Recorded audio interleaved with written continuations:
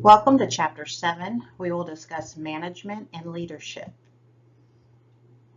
In Chapter 7, there are 6 learning objectives. Number 1, describe the changes occurring today in the management function.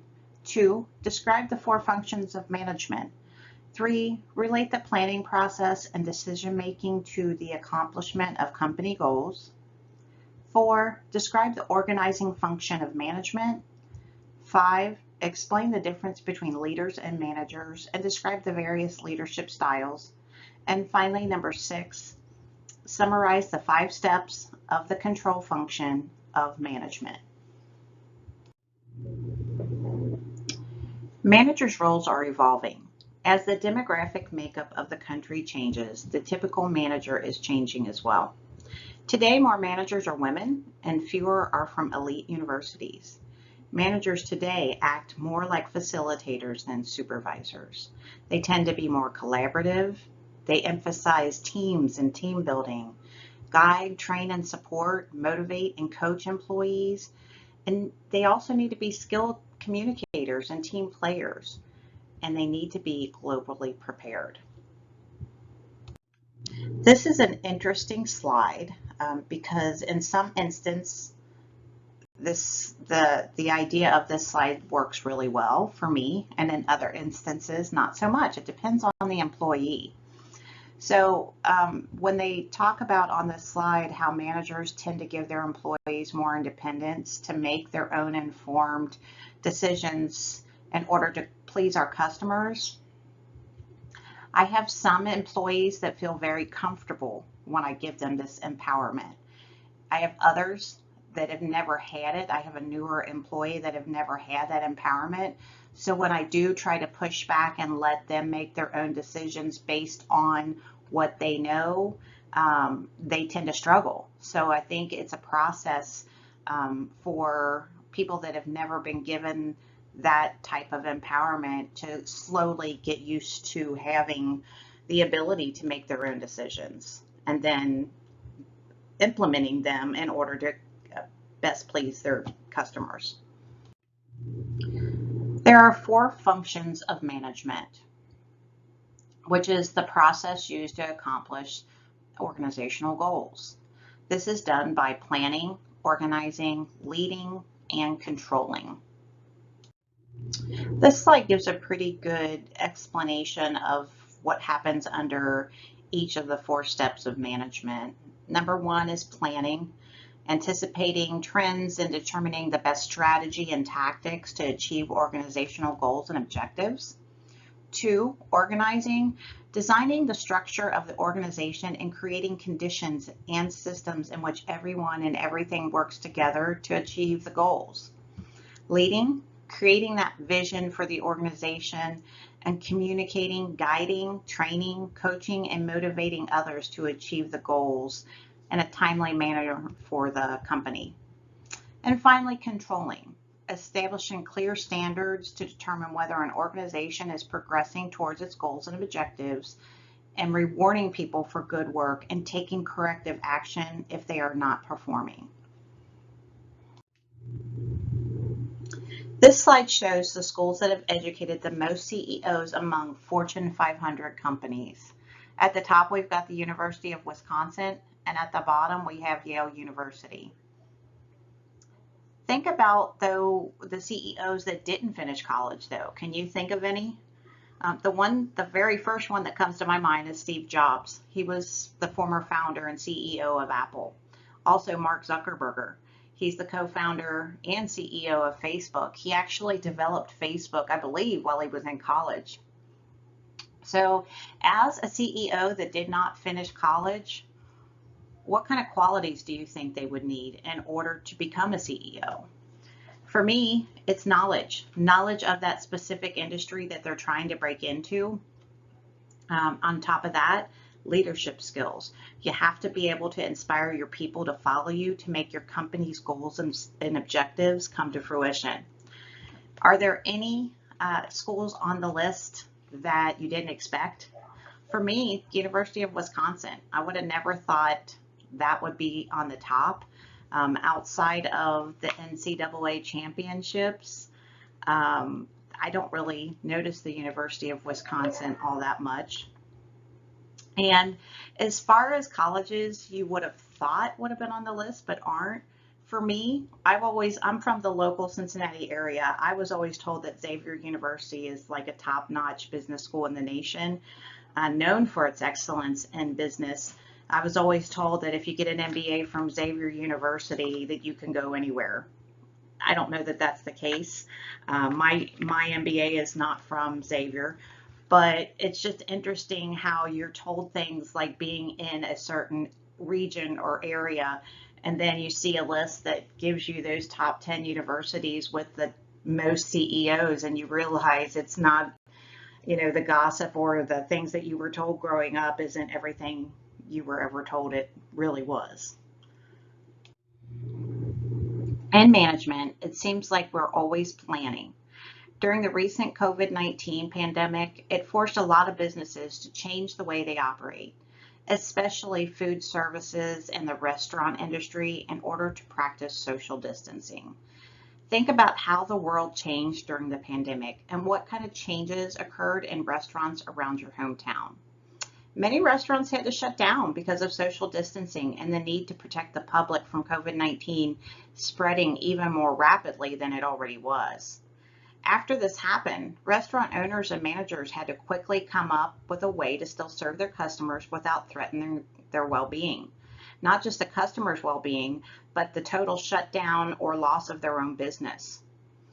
There were several ways the restaurants adapted and operated differently than they had ever in the past.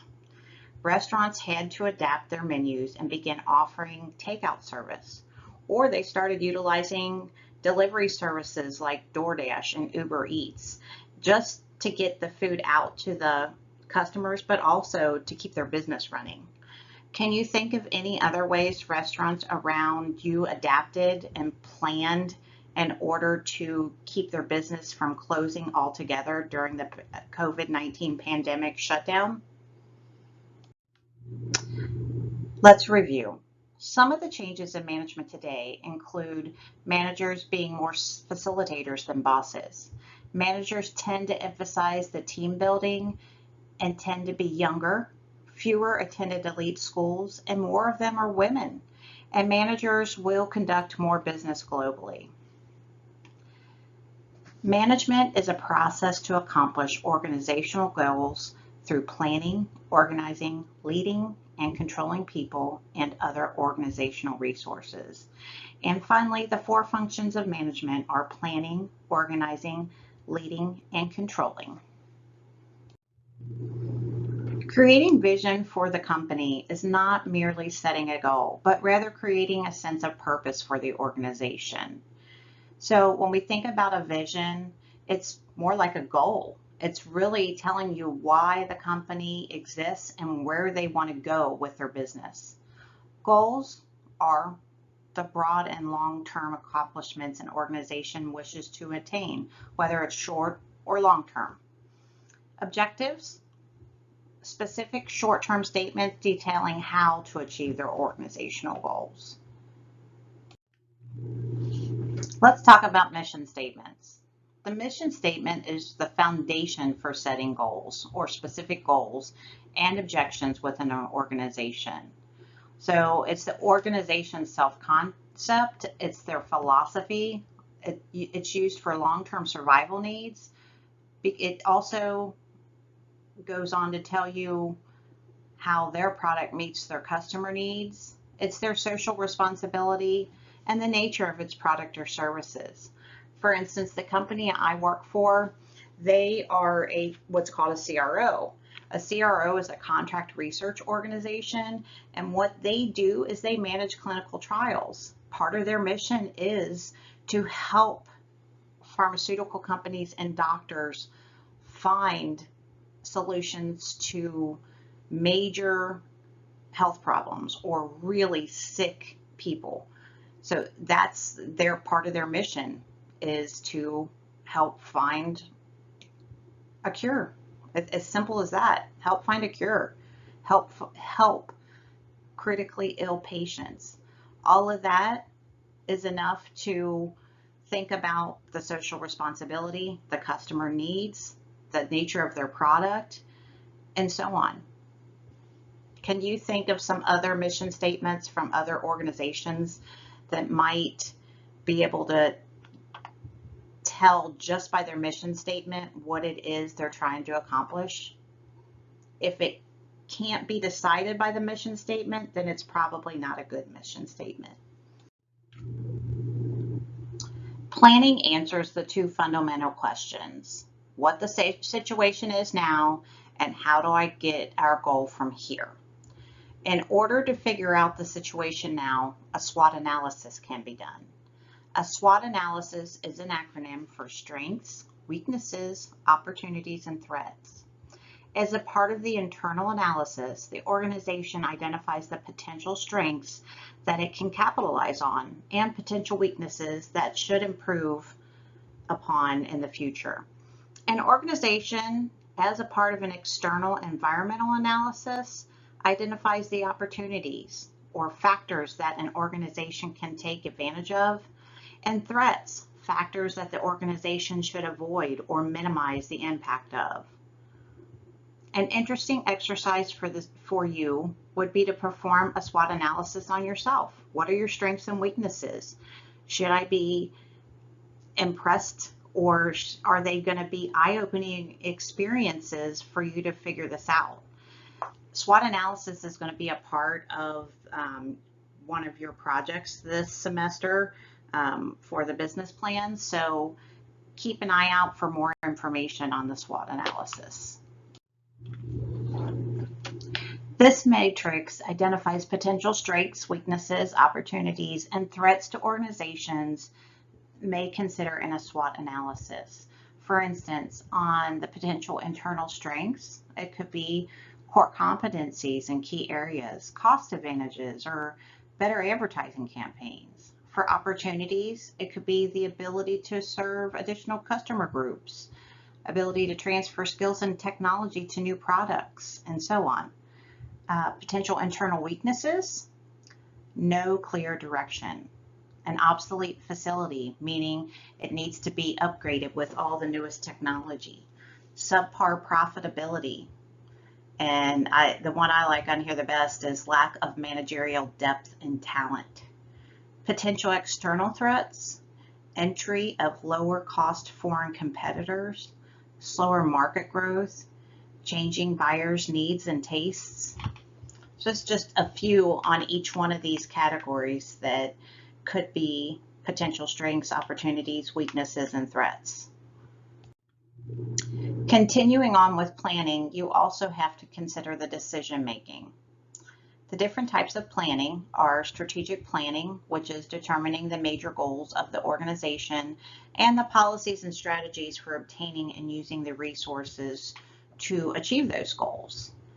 Tactic planning, developing a detailed short-term statement about what is to be done, who should do it, and how it's to be done. Operational planning, setting work standards and schedules in order to implement the company's tactical objectives.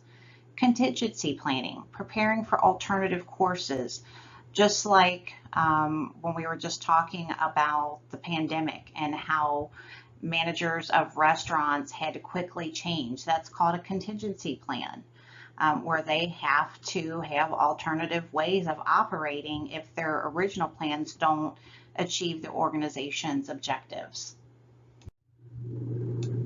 This slide covers the key areas of planning by business managers. You should be reminded that planning requires preparation in order to be successful. The more you plan, the more successful you're likely to be. Now, keep in mind, you can plan and plan and plan and plan, but just because your plan doesn't mean that everything is going to go exactly the way you plan. That's why you always have that contingency plan, just in case you need a plan B.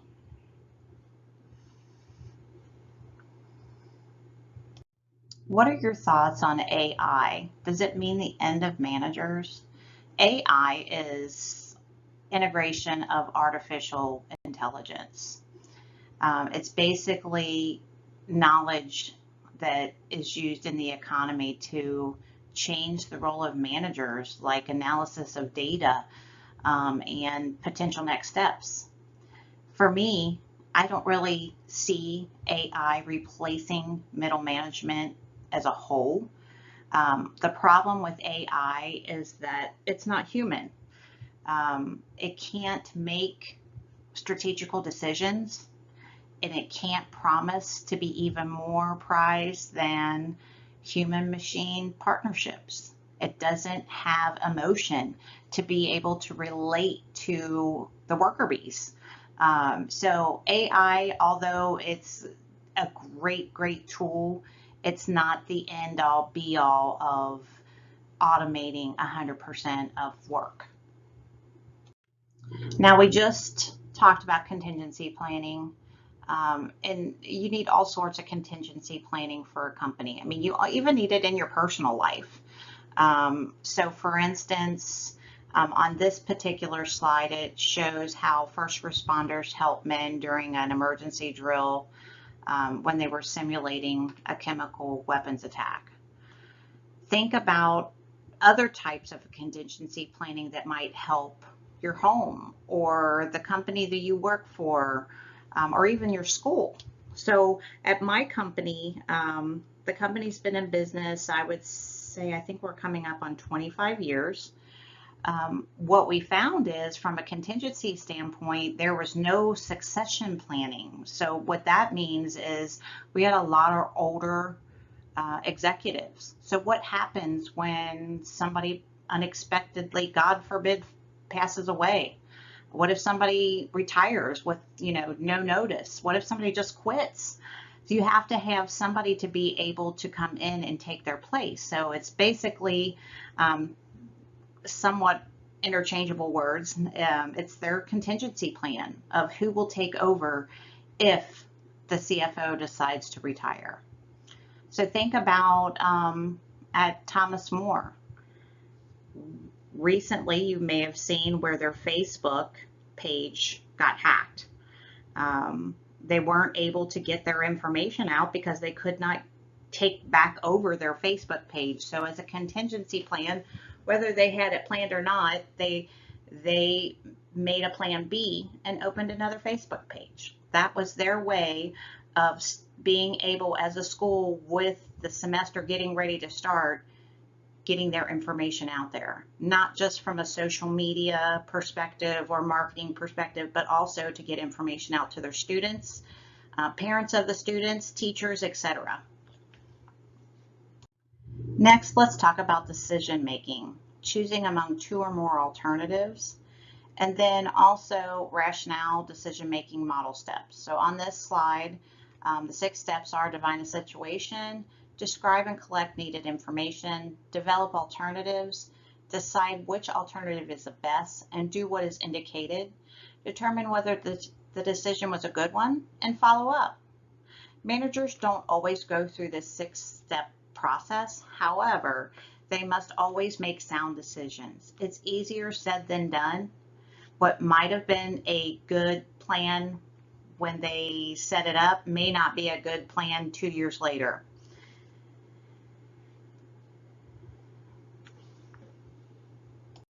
Next in the decision-making process is finding the best alternative. So problem solving is something you typically have to do on a day-to-day basis when problems occur. It's typically a less formal decision-making process, and it's quicker to come up with solutions and provide action options. Part of problem solving is brainstorming, coming up with as many ideas as you can without censoring the ideas. So when we go through this process where I work, I feel like it's necessary to say whatever comes to mind, be as creative as possible, because no idea is a dumb idea. As long as you're trying to be creative and provide some kind of a solution, it might not be the best solution, but sometimes it gives other people additional ideas that they can play off that creative idea that you came up that wasn't necessarily the best idea. And then PMI, listing all the pulses for solutions in one column, all the minuses in another, and the implications in a third column. This slide talks about decision-making skills for top CEOs. Since the world does seem to be changing at a faster pace than ever, it's important for CEOs to change their processes. No longer can managers think small, they must think globally and plan for anything and everything. And I hate to keep bringing up the COVID-19 pandemic, but that was one of those things that nobody had seen in our lifetime. Nothing had happened like that since the early 1900s. So with that in mind, keep global business issues in mind to be a citizen of the world. As a CEO, you have to identify and manage risks before they grow so big that they're out of control. Change strategies and model with the times. Skillfully manage relationship with governments as government involvement rises. And finally, make small adjustments so you can focus on important tasks over minor problems. And finally, let's review. Goals are broad, long-term accomplishments an organization wishes to attain. Objectives are specific, short-term statements dealing how the organization will achieve its organization's goals. 2, in today's rapidly changing business environment, managers have to think of planning as a continuous process. The SWOT analysis is an important part of the planning process as it evaluates the organization's strengths, weaknesses, opportunities, and threats. 3, strategic planning is the process top management uses to determine the major goal of an organization and the policies, procedures, strategies, and resources the organization will need to achieve them. Tactical planning is the process of developing detailed short-term statements about what is to be done, who's to do it, and how. This type of planning is typically completed by managers at lower levels of the organization, whereas strategic planning is done by top managers. The final type of planning is operational. Operational planning is the process of setting work schedules, standards necessary to complete the jobs, and of the organization's tactical objectives. This type of planning is the department manager's tool for daily and weekly operations. The 6Ds in decision making are to define the situation, describe and collect needed information, develop alternatives, decide which alternative is best, and do what is indicated and begin implementation. And finally, determine whether the decision was a good one and follow up.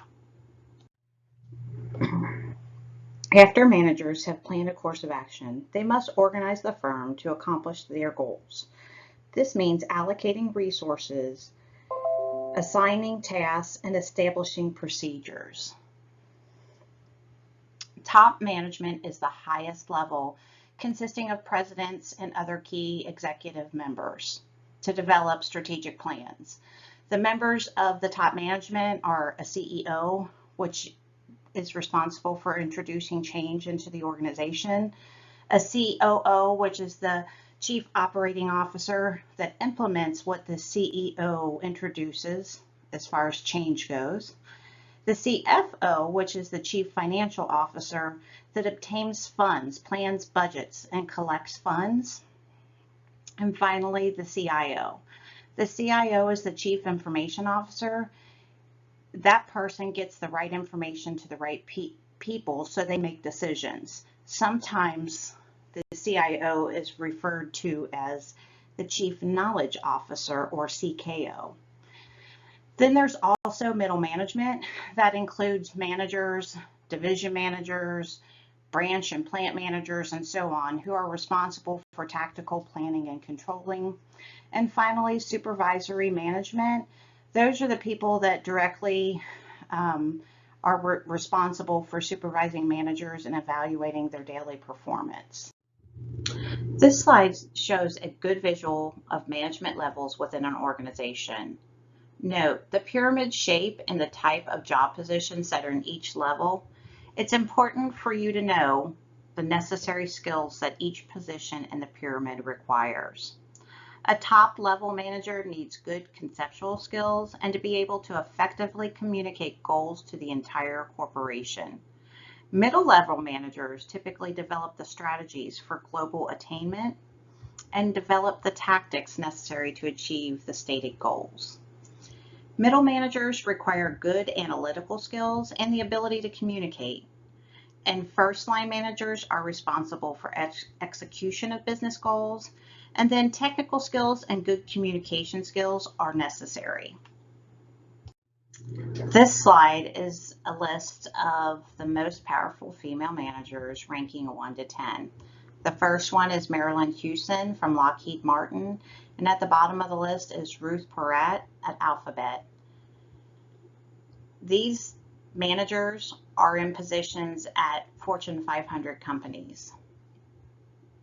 So think about what characteristics do some women have that help them manage people. For me, it would be empathy, being able to feel for your employees when they have, whether it's work or personal problems, and try to offer help when necessary. Humility, persuasiveness, having the ability to persuade employees to go and meet the goals of the company or to work towards strategy of the company.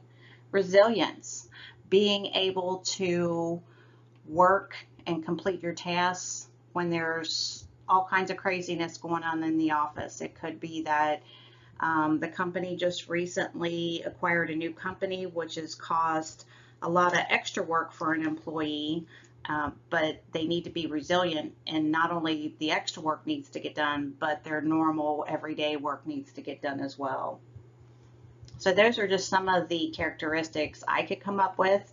Can you think of any? First-line managers need to be skilled in all 3 areas on this slide, but especially technical and human relation skills. Top managers need to spend time on conceptual skills. So technical skills are the ability to perform the tasks in the specific discipline or department. The day-to-day technical skills is what this means. Human relation skills, having the ability to communicate and motivate as a manager is important in order to get your staff to be able to do their work. And then finally, that's conceptual skills for top managers, is the ability to picture the organization as a whole and the relationship among its various parts. This slide goes over the skills needed at various levels of management. The further up the manager ladder one moves, the less important technical job skills become and the more conceptual skills are. So if you look at this slide at the bottom on the first line manager, technical is that biggest box on this line, to going down to conceptual skills, which is, the smallest box. Then as middle management, all 3 of the skills seem to look equally important. But then up there on the top managers, technical skills aren't necessarily as important as the human relations and conceptual skills being the biggest importance there as a top manager. If one of your aspirations is to be a social media manager, this is a good slide, and it even probably details it a little bit more in the book about the skills needed for really the fastest growing type of job these days. Do you have the skills? According to the social media management site Buffer, you'll need to be curious, adapt quickly, and understand the role of social media plays in meeting the organizational goals. If you're interested, this website, it's called buffer.com. It identifies many of the resources that can help you work towards achieving this goal. As you have probably developed in life, you've learned that saying thank you makes people happy because they think that you appreciate them. The same goes with business and human relations skills. Just saying thank you leads to the happier employees, and greater profits are a result from having happy employees. There is a quote, and I don't know who coined the quote, but the quote says, "A person who feels appreciated will always do more than what is expected." And this is exactly how a business should operate. not just with their employees, but with their customers, with anybody, any kind of stakeholder that you're dealing with. If you appreciate them, they're going to do, more than likely do, the best job they can do for you, which end result is it affects all different tasks within a company. Why do you think, outside of what we talked about, thank you is such a powerful managerial tool?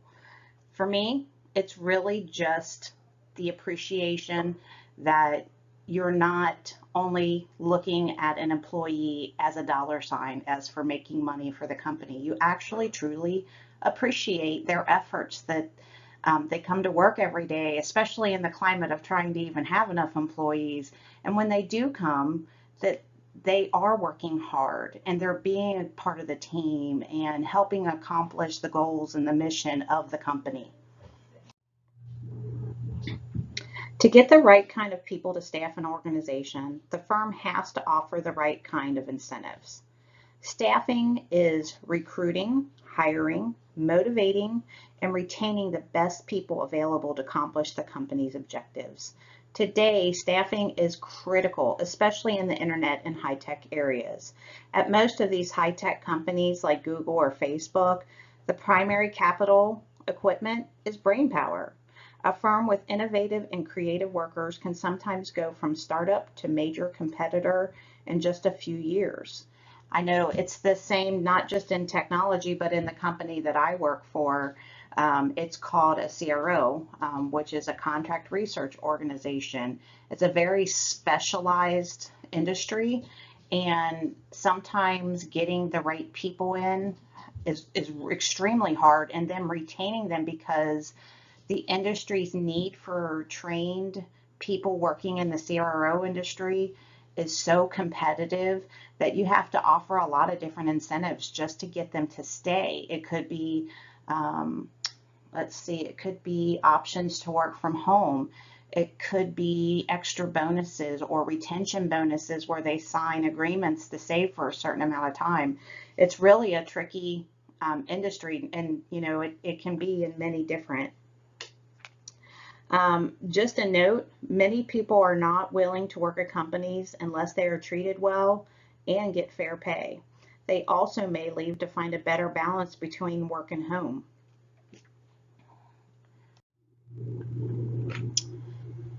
Staffing your company and keeping them is tricky. The 6 sense of staffing is discussed on this slide. So they are: don't hire somebody because you're in a rush. Don't get caught up in appearances. Don't try to save money by limiting the screening process. Don't forget about feedback. Don't give promotions just because it's time. And don't cheat your employees.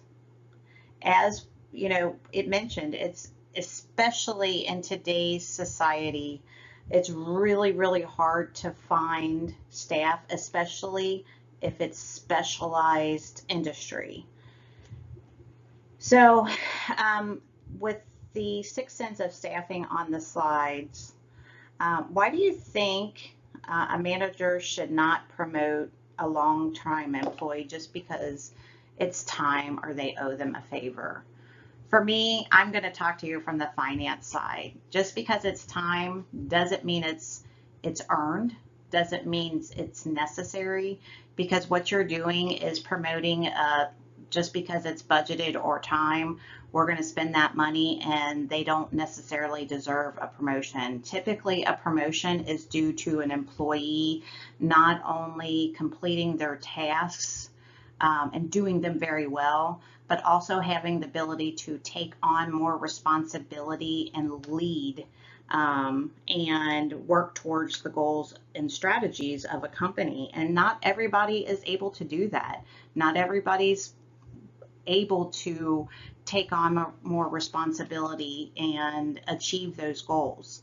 And when you do that, you're basically wasting the time, not just time, resources and money, and also if the person isn't truly deserving of that promotion, you're also setting an example for other people that might be deserving of the promotion but haven't been there as long.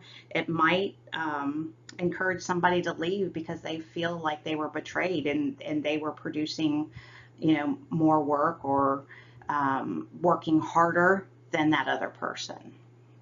Another thing on the slide is, why do you think feedback is so important? When you're going through the recruiting process and you're interviewing people, it's important to make sure that you have more than one person interviewing, especially if you're at a big company. Some people might think to ask questions that you don't. Some people might notice reactions or inconsistencies with answers in the questions of that interview. So it's important to always get feedback from the other interviewers. As a leader, you must create a vision for others to follow, establish corporate values and ethics, and transform the way the organization does business in order to improve its effectiveness and efficiency. Good leaders motivate people to follow, which means at work, they're motivating their workers to create an environment for them to motivate themselves. Leaders must communicate that vision and rally others around that vision. The leaders should be openly sensitive to the concerns of their followers, give them responsibility, and win their trust. A successful leader must influence the actions of others. So basically, the others will more than likely model themselves after that leader, a good leader. A leader also must establish corporate values. These include concern for employees, customers, the environment, and the quality of the company's products. When companies set their business goals, they're defining the company's values as well. Also, promote corporate ethics. Ethical behavior includes an unfailing demand for honesty and insistence that are difficult when managers and employees speak different languages. Skills associated with leadership in this area are coaching, morale, building, delegating, training, development, etc. They also must have conceptual skills. The skills that the manager has, they must be able to picture the organization as a whole and see the relationships among its various parts. They are needed in planning, organizing, controlling, systems development, problem analysis, decision making, coordinating, and delegating. Next, the leader must embrace change. A leader's most important job may be to transform the way the company does business so that it's more effective and more efficient, which means the bottom line, and when I say the bottom line, the net profit is successful. They also must stress accountability and responsibility. If there's anything we've learned from previous financial crises, is that involves some banking managers and other industries and government managers. It's the leaders that need to be held accountable and need to feel responsible for their actions. One of the things that has resulted from recent financial crises is transparency, which basically transparency is the presentation of a company's facts and figures. That way it's clear to all stakeholders. So for example, part of working at the company that I work for, each quarter, the owner and CEO gives a talk and talks about all of the accomplishments of the quarter, what our goals were for the quarter or even for the year, and where we are about meeting those goals. Because ultimately, at the end of the year, if we've all done our job the way we're supposed to, and the company is profitable and meets the goals of profitability, then there's always potential for bonus or merit increases or 401k deposits into our account. All organizations need leaders, and all employees can help lead. You don't have to be a manager in order to perform a leadership function.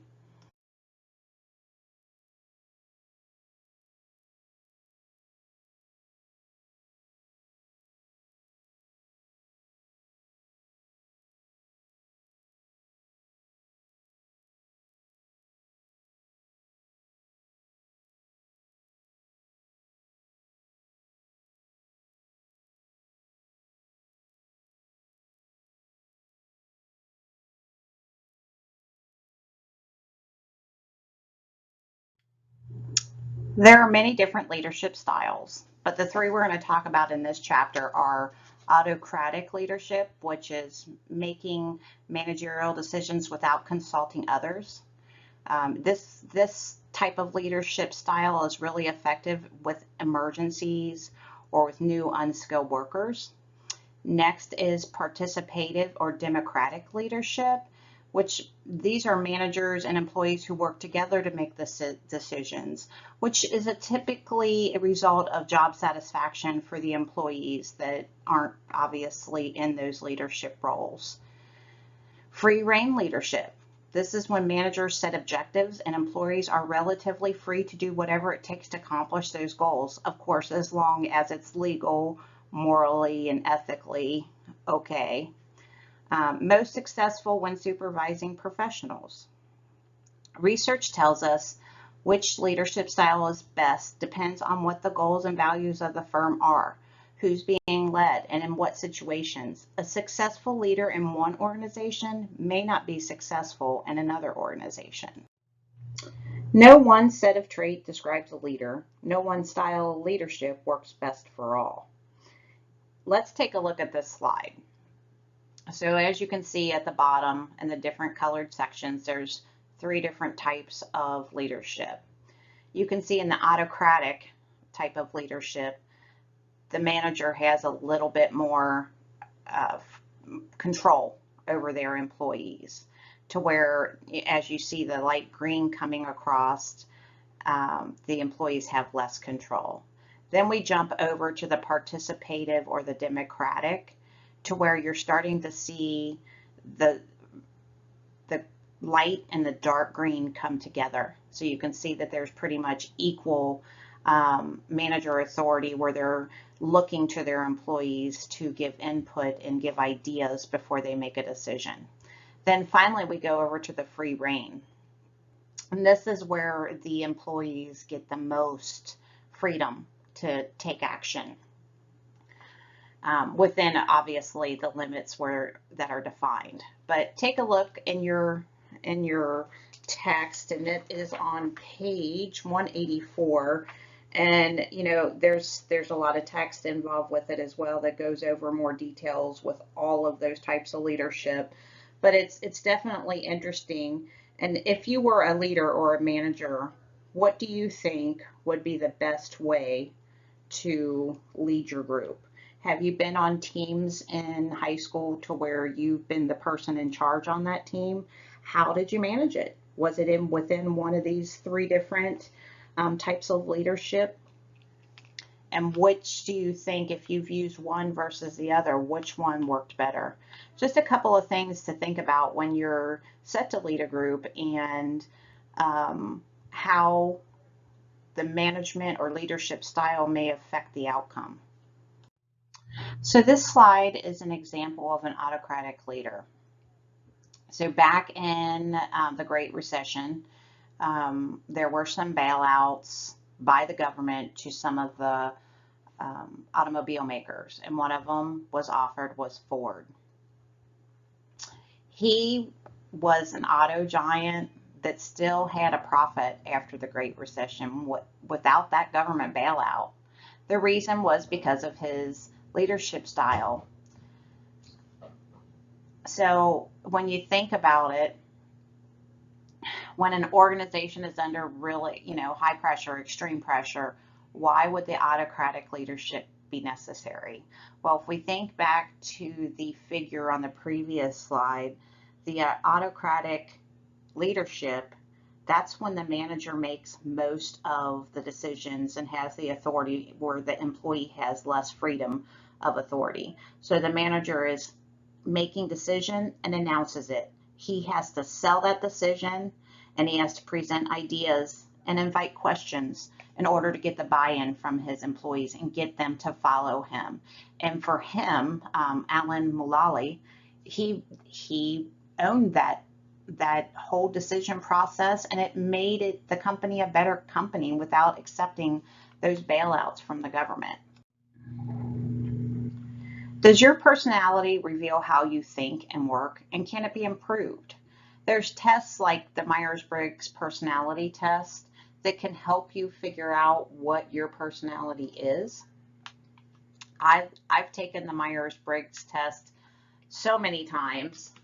It's kind of interesting to see that just by answering, at least from the web address that I put on the screen, just by answering, a few questions, it can decide what kind of personality you have. And it can also show you how to unlock your potential. So Williams and Deals, authors of When Opposites Dance, Balancing the Manager and Leader Within, identifies 4 types of managers. These types are the natural born leaders. There's the rationalists, the humanists, the politicists, and the culturalists. Rationalists who value sound thinking and work through organizational structure to accomplish tasks. The politicists who view a group of dynamics from a power perspective and are adept to politics. Then there's humanists who are attuned to the organizational moods and regard people as the company's top asset. And then there's finally the culturalists who consider culture the preeminent force in an organization and communicate through stories, ceremonies, and rituals. Williams and Deal conclude in their book, while people are predisposed to think and act in certain ways, the best executives combine different personalities and attributes. Included with providing continuous vision and values comes empowering workers. Progressive leaders, such as those in some high-tech firms and internet companies, empower their employees to make their own decisions. We talked about this on a few previous slides with Zappos, how the CEO, got rid of the middle management to give his employees more decision making. Then we have, and as far as decision making goes, so what's nice about empowerment, if you have an employee that works in customer service, sometimes they have to quickly adapt to what the customer needs so they can make a decision and handle the situation quickly. In this kind of situation, the manager's role becomes less of a boss and more of a coach. So you're teaching your employees to feel empowered and feel confident enough to make these decisions. Next is the enabling. Enabling means giving workers the education, tools they need to make decisions. Clearly, it's the key to success of empowerment. Without the right education, orientation, training, teaching, coaching, and tools, workers cannot assume the responsibility and decision-making role that empowerment establishes. So one of the things I've learned, I have a newer employee that I want to be able to, well, I've tried to make this person be able to make their own decisions. So I'm trying to empower them so that they feel comfortable making decisions and let them own those decisions. So even if they make a decision that ends up in a mistake, they're learning. So that's one way that I try to give positive feedback. Like if a bad decision was made, I'll say something like, well, I'm glad that you're starting to feel comfortable in making your own decisions. You've learned from this particular situation, even though it is a mistake, it helps you going forward to know what the right answer or activity they need to do in order to get work done. Moving on with empowerment, fast food restaurants are a classic example of giving employees empowerment. So before I got my real job in life, I, especially in high school, worked at a lot of fast food places. And during the training, the companies go over a lot what you should do in different situations. So for instance, if somebody doesn't like their food, they know to go to the manager so the manager can talk and with these people, apologize and make sure that they make it right with the customer. Also, if somebody's missing something in their order, they might come back up to the counter or through the drive-through and say, look, I never got my double cheeseburger or whatever they ordered. So the empowerment here would be for the person working the window. The way they should make their decision is first, please show me your receipt. Once they determine that the double cheeseburger was on the receipt and they've paid for it, then the second step would be go get what it is that was missed and then apologize and thank them for being a customer. So that would be a good way to make sure that you empower your employees to know what to do in a situation like that. But think about what kind of consequences could come if a manager is not empowering their staff to make this decision. So for me would be efficiency, time efficiencies. Instead of the worker making the decision, they have to stop the line. If you're working at a restaurant, stop the line, go get the manager, let the manager come to the window, and then ask the same questions that the person could have asked. And what that does is it takes the manager away from other potential duties that they're managing within the restaurant. It could be managing food supply. It could be managing or counseling an employee or making sure they have enough people to work. There's a million different things that manager could have been doing. And this is an easy way to empower an employee to make their own decisions based on, certain steps.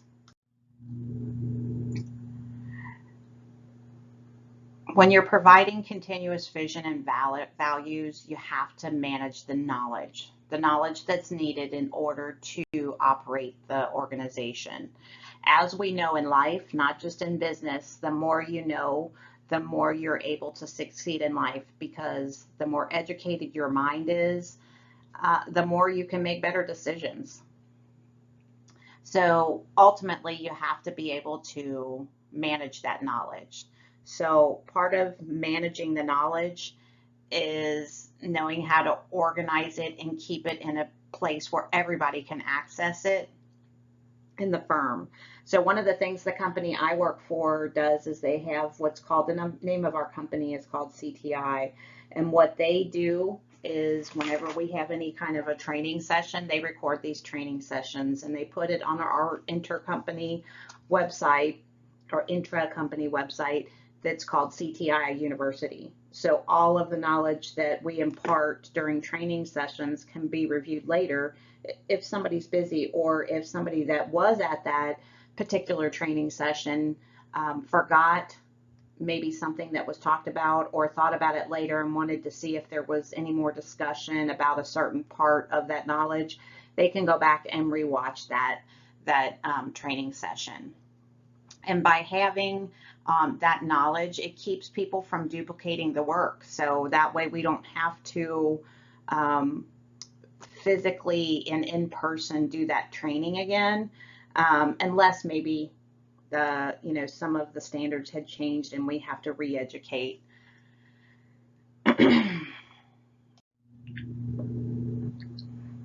To ensure that any of the policies and procedures that you've set up in the company works, you have to have a control function.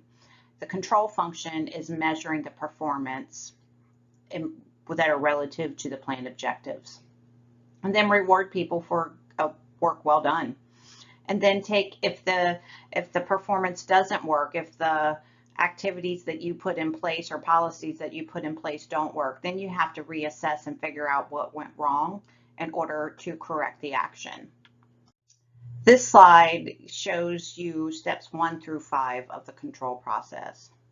The control process is based on clear standards. Without the standards, the other steps are difficult, if not impossible. With clear standards, performance measurement is relatively easy and the proper action can be taken.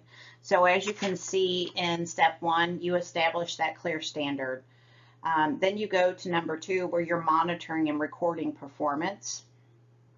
And then you compare the results against the standards. Once you've compared the results, then you'll communicate those results. And if needed, like we had said in the last slide, we'll take corrective action in order to fix what didn't work right. So then you go into the feedback process where you request feedback from the individuals that are a part of these new standards that you made, and then decide, is this really a realistic goal? Can it be attained regularly? Is it going to give us the required result we need, which might be better net profit?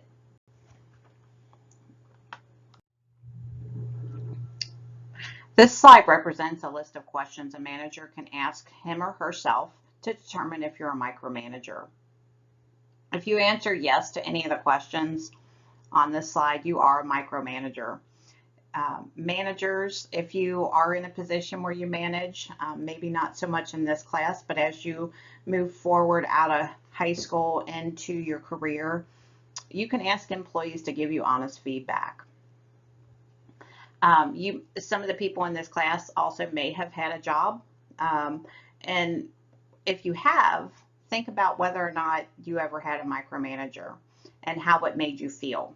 For me, I have had micromanagers before, and I think micromanagers, they don't make the business efficient. You have to empower your employees to make their own decisions, and also give them the freedom to make mistakes. And when they make those mistakes, you don't criticize them to the point where you're affecting their morale. For me, I don't have time to be a micromanager. I have a lot of other things to do, so I would prefer that I have independent workers. And again, I empower them to make their own decisions and to make mistakes, because me personally, I learn from my mistakes. As far as checking quality control, it is okay to do some quality control, but not every single detail. I mean, for me, it's just spot checking here and there. And sometimes, even if you're not a micromanager, you can't stop the turnover. It's just, especially with the environment that we have now with employees, especially at my company, because it is such a competitive environment, competitive industry for workers. It doesn't even matter how well you manage your employees. Sometimes money just talks, or maybe work-life balance is better at another company. So sometimes it has nothing to do with your managers. So the last part of controlling is what we've already discussed, is making sure it works. So some of the key criterias for the measurement is customer satisfaction. So the traditional types of controlling might be measuring the success of the company by their financials, but pleasing employees, stakeholders, and customers is important too. So we have what's called external customers, the people who buy the products to sell to others and then ultimately make it to the end users, which are the customers. Or you have external customers that buy the products for their own use. Then we have our internal customers. So these kind of stakeholders are employees. They might be a vendor that you use. They might be some kind of a supplier that supplies some of the products. It might be an accountant that you use. It could be a number of internal type items that fall under customer satisfaction. Let's review. Enabling is the key to successfully empowering employees. Enabling means giving workers the education and tools that they need in order to make decisions. 2, controlling incorporates setting clear standards, monitoring and recording performance, comparing performance with plans and standards, communicating results and deviations to employees, and 5, providing positive feedback for a job well done and taking corrective action when necessary. And finally, 3, not all customers come from outside the organization. Internal customers are defined as individuals and business units within the firm that receive services from other individuals or units. For example, I work in the finance department. My job is to facilitate and manage the company's budget and do certain financial analysis regarding different strategies within the company. Part as a business unit, as a finance business unit, my internal customers are all the department heads that I have to direct and manage them during the budget season. And if I'm not providing them good customer service, then they're not going to like working with me or finance in general. So it's important to be able to offer not just internal customer service, but external as well.